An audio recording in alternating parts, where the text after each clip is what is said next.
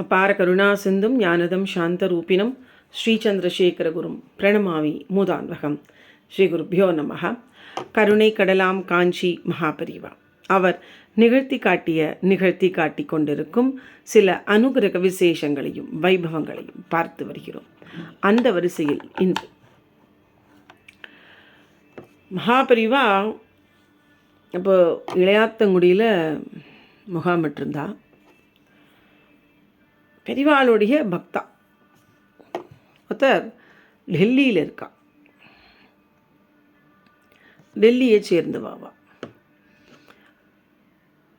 அந்த அவருக்கு வைத்தியநாதன் பேர். அவருடைய மனைவிக்கு உடம்பு சரியில்லை. அதாவது ரொம்ப பெரிய உடம்புல இருந்தாலும் அடிக்கடி படுத்துட்டே இருந்தது. என்னென்னா என்ன சாப்பிட்டாலும் வாந்தி வந்துட்டே இருந்தது. எதை சாப்பிட்டாலும் வாந்தி எடுத்துருவா. அந்த மாதிரி இருந்துகிட்டே இருந்தது. அவளுக்கு என்ன பண்ணுறதுன்னு தெரியல. இப்படி அடிக்கடி எதை சாப்பிட்டாலும் வாந்தி வருது என்ன நினச்சின்னு இருக்கா. ஒரு நாள் இப்படி தான் வாந்தி எடுத்தா. ஏதோ ஹார்லிக்ஸோ என்னமோ குடிச்சிருக்கா. வாந்தி எடுத்த கையோட மயக்கம் போட்டு விழுந்துட்டா. அது வரைக்கும் மயக்கம் போடாதவன் மயக்கம் போட்டு விழுந்தோடனே அவசரகதியாக ஹாஸ்பிட்டலுக்கு அழிச்சுன்னு போகிறார் வாத்து மாமா. ஹாஸ்பிட்டலில் போனால் அவள் டெஸ்ட் பண்ணிவிட்டு ஒன்றும் இல்லை, உங்களுக்கு வெறும் வீக்னஸ் தான், வேறு எதுவும் எங்களுக்கு வயிற்றில் ஒன்றும் ப்ராப்ளம் இருக்கிற மாதிரி தெரில, நீங்கள் ஆத்துக்கு அழிச்சுன்னு போங்கன்னு அமுச்சுட்றா. அந்த அடுத்த நாள் அவள் சொல்கிறா, இந்த மாதிரி நான் மயக்கத்தில் இருந்த பொழுது எனக்கு பெரியவா வந்தா. என்னை ஆற்றுக்கு வந்தப்புறம் சொல்கிறா அந்த மாமி, அந்த ஒரு வில்வ இலையை 45 நாளைக்கு என்னை சாப்பிட சொன்னா பெரியவா. அதனால் நான் இன்னிலேருந்து 45 நாளைக்கு வில்வ இலை சாப்பிட போகிறேன். அதுக்கு என்ன சாப்பிடுங்க. இந்த வில்வ இலையை வாங்கி அதில் வீதியை மடித்து சாப்பிடு அப்படிங்கிறா பெரியவா. கனவுன்னு இல்லை, அவள் மயங்கிய நிலையில் ஹாஸ்பிட்டல் போயிட்டு இருக்கும்பொழுது பெரியவா அவளுக்கு அந்த ஆழ்ந்த மனசில் அவளுக்கு தோன்றுறது. பெரியவா சொல்கிறான். சரின்னு அதே மாதிரியே 45 நாள் அந்த வில்வ இலையை சாப்பிட்டுட்டே வரான்.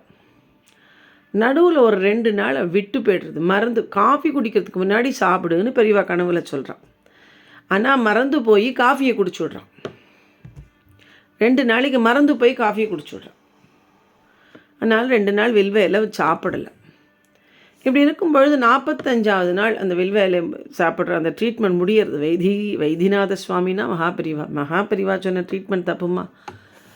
பெரியவா சொன்ன அந்த ட்ரீட்மெண்ட் அவளுக்கு முடியறது அன்னியோட. அன்றைக்கி என்ன பண்ணுறா, திடீர்னு வாந்தி எடுத்து ரத்த வாந்தியாக எடுக்கிறான். என்னடா அது ரத்த வாந்தியாக வருதுன்னு பயந்துன்னு திருப்பியும் ஹாஸ்பிட்டலுக்கு ஓடுறாவா.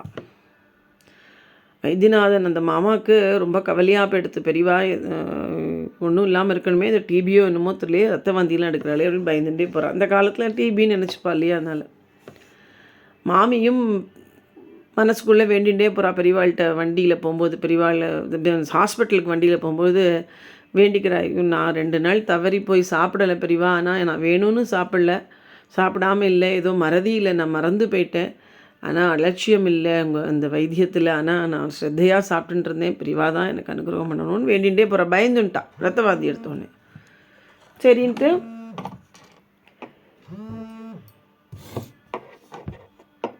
சரின்ட்டு ஹாஸ்பிட்டல் போனால் அவள் திருப்பியும் உங்களுக்கு ஒன்றும் இல்லை, வீக்னஸ் தான், ஒன்றும் உடம்புக்கு ஒன்றும் இல்லை, வயிற்றில் ஒன்றும் பிரச்சனை இல்லை அப்படின்னு திருப்பி அமுச்சுட்றா. ஆற்றுக்கு அமுச்சுட்றான். ஒன்றும் இல்லைங்கிறான். ஆற்றுக்கு அவர் ஆஃபீஸ் போயிட்டு திரும்பி வரும்போது மாமி எழுந்து தெம்பாக உட்காண்ட்ருக்கான். வாங்கோன்றா. இப்போ தான் ஹாஸ்பிட்டல் போயிட்டு ஆற்றுக்கு வந்திருக்கான். ஆற்றுக்கு விட்டுட்டு ஆஃபீஸ் போகிறார். ஆஃபீஸ் போயிட்டு வந்தோன்னா அவர் மறந்தே போயிட்டார். மாமிக்கு வேண்டினோம், மாமிக்கு இத்தனை நமக்கெல்லாம் ஆச்சு காத்தாலேங்கிறது ஒரு மறந்து போயிருக்கு. மறக்கலை, ஆஃபீஸ் அலுவலக இதனால மறந்து போயிட்டார். நான் சொல்கிறேன், மாமி ஃபோன் மாமா வந்த உடனே ஆஃபீஸில் வந்தோடனே சொல்கிறா, இந்த மாதிரி பக்கத்தாத்து மாமி அவள் பிள்ளைக்கு கல்யாணம் ஆச்சோன்னும் புள்ள மாட்டு பொண்ணு அழிச்சுட்டு ஆசீர்வாதம் வாங்கிறதுக்காக இளையாத்தங்குடி போயிருக்கா. போயிட்டு 2ஆம் நாள் கிளம்பினாலே 4ஆம் நாள் போயிட்டு அவள் திரும்பி வந்துட்டா போல இருக்கு டெல்லியில். மாமி பிரசாதம் கொண்டு வந்து கொடுத்தா. மாமி அது என்ன பண்ணலான்னா, மாமி அங்கே போயிருக்கா, பக்கத்தாத்து மாமி. மாமி தன் பிள்ளை மாட்டுப்பன் கல்யாணம் ஆனால் பெரியவாள்கிட்ட ஐஷு போகிற வழக்கம் இருக்குல்ல, எல்லாம் ஆசீர்வாதம்லாம் வாங்கிட்டு மாமி வந்து இந்த தன் ஃப்ரெண்டு, இந்த மாமி இந்த வாந்தி அடிக்கடி உடம்பு முடியலையே அந்த மாமிக்கு ஃப்ரெண்டு. அதனால் பெரியவாள்கிட்ட கேட்குறா, இந்த மாதிரி என்னோடய தோழி ஒத்தி நல்ல உபகாரியவோ, அவளுக்கு உடம்பு எப்போ பாரு படுத்திகிட்டே இருக்குது, வாந்தி எடுக்கிறா, எதை சாப்பிட்டாலும் பெரியவா தான் ஏதாவது அனுகிரகம் பண்ணணும் அப்படின்னு கேட்குறான். அந்த மாமி அங்கே கேட்குறா. பெரியவா சொல்கிறா, உன் தோழியா உபகாரியோ வாந்தி எடுக்கிறாளாக்கும், எல்லாம் சரியாக போயிடும் அப்படின்ட்டு ஒரு வாழை இலையில் என்னத்தையோ பிரசாதம் மடித்து பெரியவா கொடுக்குறா. அதை அவள்கிட்ட கொடுத்துரும் அப்படிங்கிற, நீ பிரிக்காத, அதை அவள்கிட்ட இந்த பிரசாதத்தை அவள்கிட்ட கொடுத்துருங்க. ஆஹா, மாமி எடுத்துன்னு வந்து அப்படியே பெரியவா சொன்னாலேன்னு பிரிக்காமல் கொண்டு வந்து அந்த இலையை அப்படியே வாழை இலையை கொடுக்குறான். அந்த பிரசாதம் தான் வந்ததுன்னு இந்த மாமா ஆஃபீஸ்லேருந்து வந்தோடனே சொல்லுற, இந்த மாதிரி மாமி பக்கத்தாத்து மாமி எனக்காக வேண்டிண்டு பெரியவாள்கிட்ட கேட்டு பிரசாதம் வாங்கியிருக்கா, அந்த ஒரு பிரசாத இலையில் மடித்து கொடுத்துருக்கா, என்ன பிரசாதமாக இருக்கும் நீங்கள் சொல்லுங்க பார்க்கலாம் அப்படிங்கிறா. என்ன பிரசாதம், குங்கும விபூதியாக இருக்குன்றா. அதுதான் இல்லைங்கிறா மாமி. நான் 2 நாள் சாப்பிட விட்ட அந்த 2 வில்வ இலையை அந்த இலையில் மதித்து கொண்டு பெரியவா கொடுத்துருக்கா. பெரியவா கனவுல வருது எத்தனைக்கு எத்தனை உண்மைங்கிறது தெரியறது. அன்றைக்கி பெரியவா வந்து என்னை வந்து 45 நாளைக்கு வில்வ இலையை சாப்பிட சொன்னால், நான் 45 நாள் சாப்பிடாம 2 நாள் விட்டுட்டேன்.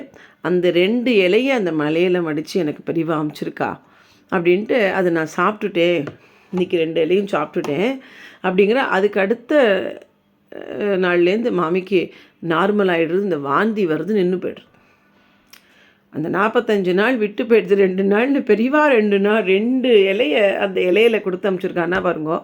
இத்தனைக்கும் இதை பெரியவா நேராக சொல்லலை, அந்த மாமிக்கு மயக்கத்தில் இருந்தபொழுது கனவில் சொன்னதோ இல்லை மயக்கத்தில் சொன்னதோ. அது எத்தனைக்கு எத்தனை உண்மை. ஒருத்தர்கிட்டையும் ஹாஸ்பிட்டலில் மயங்க நிலையில் இருக்கும்போது பேஷண்ட் கிட்ட பெரியவா போய் உட்காடுறா, பேசுகிறா, பெரியவா வந்து தடவி கொடுத்த மாதிரி இருக்குல்லான்னு சொல்கிறது எத்தனைக்கு எத்தனை உண்மைன்னு பாருங்க. அந்த மாமி மயங்கிய நிலையில் ஹாஸ்பிட்டலுக்கு கூட்டின்னு போயிருக்கா. அந்த மயக்கத்தில் மாமிக்கு பெரியவா வந்து சொல்லியிருக்கா, உனக்கு ஒன்றும் இல்லை, சரியாக போய்டும், 45 நாளைக்கு வில்வ இலையை சாப்பிடு அப்படின்னு வைத்தியம் சொல்லிட்டு போயிருக்கா பெரியவா. அதை இந்த மாமி 2 நாள் விட்டு போயிடுது. அதனால் இந்த பாடுபடுத்தியிருக்கா என்னன்னு தெரியல. இந்த 2 இலையை கொடுத்து அமிச்சா 2 இலையை சாப்பிட்டப்புறம் அடுத்த நாள்லேருந்து அந்த வந்த வாந்தி எல்லாம் நின்று போயிடுது. இவ்வளோ ஒரு என்ன சொல்கிறது, சர்வவியாபி பெரியவா தான் எங்கெல்லாம் இருக்கா பாருங்கோ. ஒருத்தரோட ஒரு மனசுலேயும் ஒருத்தரோட வீட்டிலையும் இருக்கா அப்படிங்கிறது இதுலேருந்து எத்தனை ஒரு நிதர்சனமான உண்மைன்னு பாருங்கோ. பெரியவா கனவில் வர்றது எவ்வளோ உண்மை, அது கனவில் பெரியவா நேராகவே வராங்கிற மாதிரி தான் அர்த்தம் அது அப்படிங்கிறதும் எத்தனைக்கு எத்தனை உண்மை. அந்த வில்வ இலை விட்டு போன வில்வ இலையை 2 இலையை கொடுத்து அனுப்பிச்சிருக்கான்னா, நான் தான் வந்தேன், நான் தான் சொன்னேன் அப்படிங்கிற மாதிரி அதை ஊர்ஜிதப்படுத்துகிற மாதிரி பெரியவா கொடுத்து அனுப்பிச்சிருக்கா பாருங்கோ. அதுதான் அதில் வந்து சிறப்பு. அது மாதிரி பெரியவா எங்கும் நிறைந்த எல்லா இடத்துலையும் வியாபித்திருக்கிற சர்வவியாபி.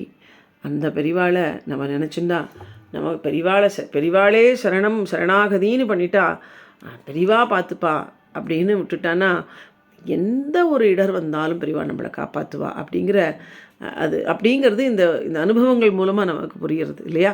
ஹரஹர சங்கரா, ஜெய் ஜெய் சங்கரா, ஹரஹர சங்கரா, ஜெய் ஜெய் சங்கரா, சந்திரசேகர பாகிமாம், சந்திரசேகர ரக்ஷன்.